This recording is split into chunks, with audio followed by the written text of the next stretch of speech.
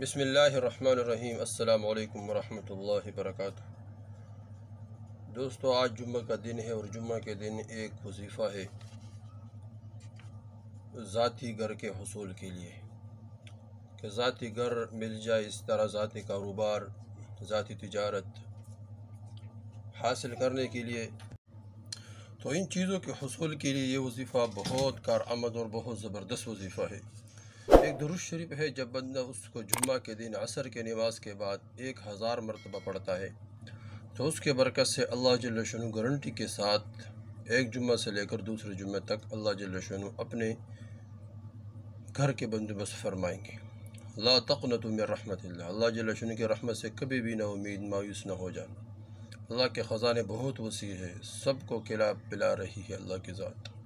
سارے کائنات اللہ جل شانہ کے قبضے کنٹرول میں ہے۔ تو اللہ جل شانہ سارے انسانوں کو، جب اللہ جل شانہ سارے ضروریات اللہ سارے انسانوں کے پورا فرماتے ہیں، تو یہ چھوٹا سا گھر آپ کو کیوں نہیں دے سکتا؟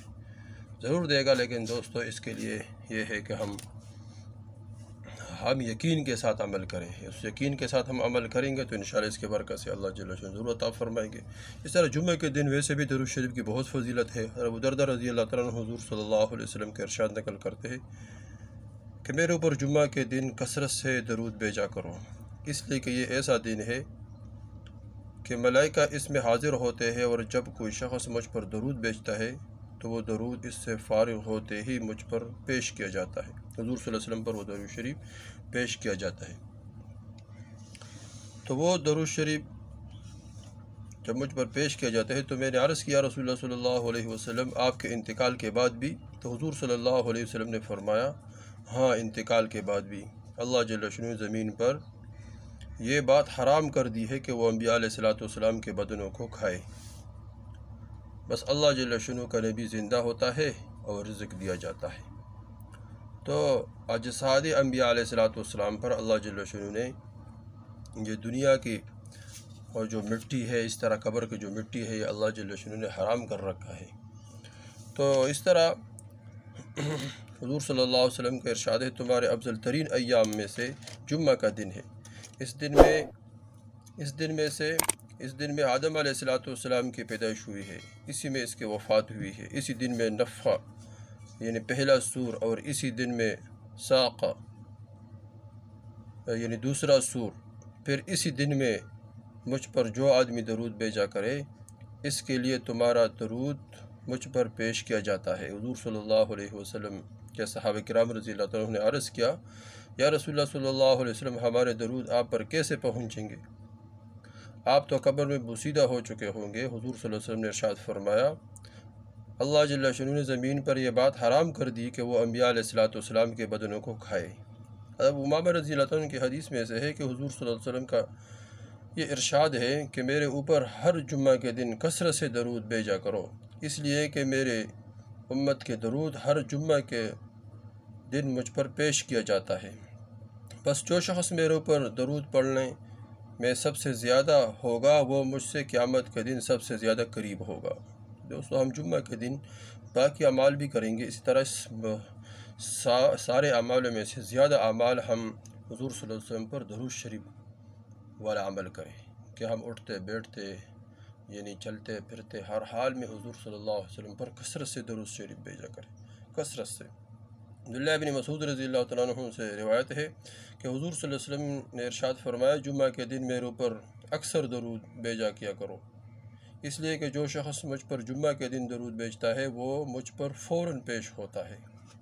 اس طرح عبداللہ بن عمر رضی اللہ عنہ سے بھی اس طرح منقول ہے کہ اللہ کے رسول نے فرمایا، میرے اوپر روشن رات یعنی جمعہ کی رات اور روشن دن یعنی جمعہ کے دن کثرت سے درود بھیجا کرو، اس لیے تمہارے درود مجھ پر پیش کیا جاتا ہے، تو میں تمہارے لیے دعا اور استغفار کرتا ہوں۔